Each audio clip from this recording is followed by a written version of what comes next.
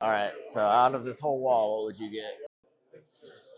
Yep. The one I would choose, I gotta go with the BCM up there. It's classic, but it works, right? BCM. Out of the HKs, which would you get? I'm not really an HK knowing guy, so going for a cool factor, that guy. Yeah, definitely. Cool factor, that guy. What Glock would you get? Probably the 19. 19. With the suppressor or just normal? Yeah, because then you can get optic on there, you can get suppressor on there. All right, on this wall, what would you get?